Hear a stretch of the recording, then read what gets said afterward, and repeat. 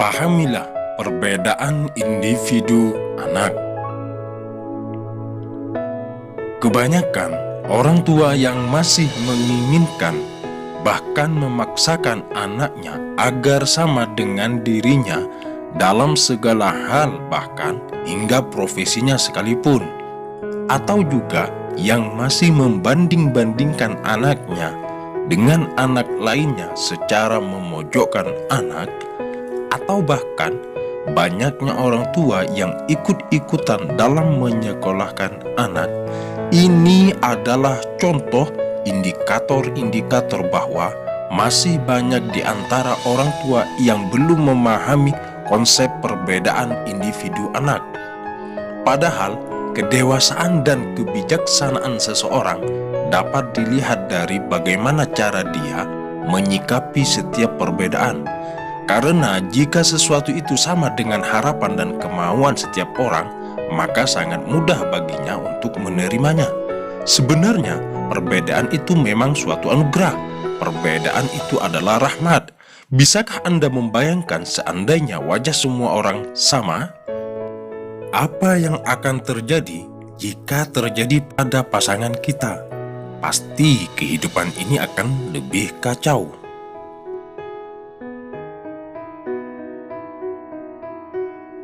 Ada satu postulat pendidikan anak usia dini menyebutkan bahwa tugas guru dan orang tua bukanlah menanamkan benih pada ladang jiwa anak, melainkan untuk menumbuh suburkannya. Dari prinsip tersebut, maka menjadi sangat penting bagi para pendidik dan orang tua untuk mengetahui benih atau mutiara apa yang terpendam dalam diri setiap anak, kemudian menggosoknya hingga berkilau. Dengan mengenal keragaman individu, maka anak-anak akan lebih mudah merasakan bahwa pendidik dan orang tuanya menyayangi dan menyintai dengan apa yang ada pada dirinya. Secara ekstrim dapat dikatakan bahwa kegagalan orang tua atau pendidik sudah dimulai pada saat tidak memahami dan tidak mengetahui potensi anak-anak, sebagaimana Anda tidak akan bisa mengajari kuda naik pohon. Begitulah perumpamaan mendidik tanpa mengenal potensi. Perbedaan-perbedaan individu anak tersebut secara garis besar bisa diklasifikasikan ke dalam beberapa hal berikut ini. 1. Perbedaan intelijensia. Setiap anak berbeda dari segi kecerdasannya, bukan saja masalah tingkatan kecerdasan, tapi juga tentang jenis kecerdasan yang mereka miliki. Ada anak yang cerdas bahasa, ada anak yang cerdas matematika, ada yang memiliki kecerdasan musikal, ada pula yang cerdasnya fisikal, yaitu olahraga. Namun banyak orang tua yang masih mengira jika anak tidak menguasai matematika, maka dianggap tidak cerdas.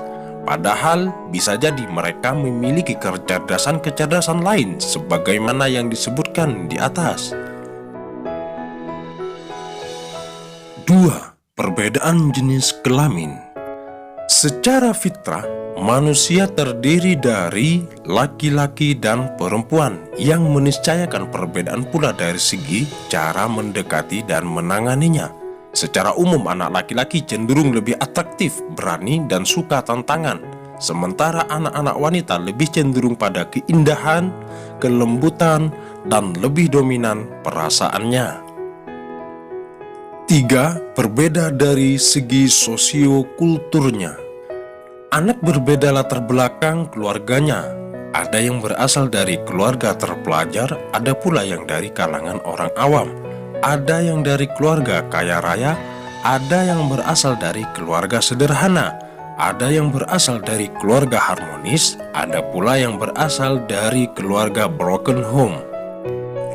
Mengetahui perbedaan tersebut bukan dimaksudkan untuk membeda-bedakan anak, namun untuk upaya lebih bijaksana dalam mendidik mereka. Jika orang tua atau pendidik tidak memahami perbedaan-perbedaan tersebut, maka mereka akan memiliki kecenderungan untuk membanding-bandingkan anak-anak mereka.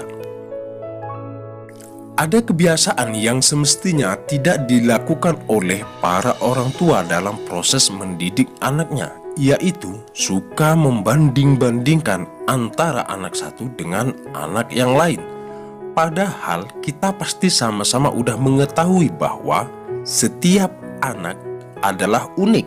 Setiap anak adalah individu yang tiada duanya di dunia ini. Membandingkan anak walaupun dengan niat yang baik bukan saja tidak efektif, melainkan juga dapat menimbulkan beberapa kerugian lain di antaranya. 1. Dapat melukai hati dan perasaan si anak. 2. Anak akan tumbuh menjadi pribadi yang kurang percaya diri.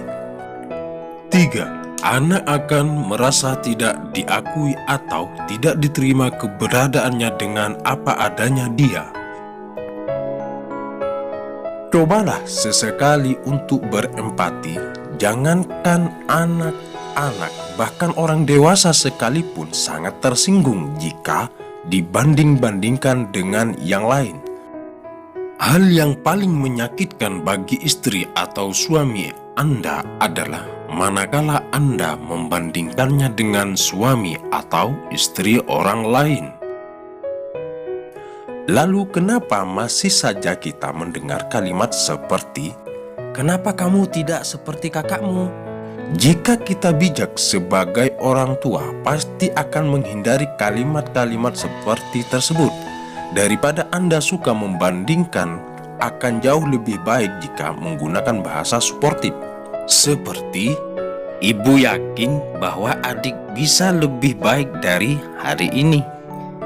Ingatlah, bukankah semua anak pasti memiliki mutiara dalam dirinya?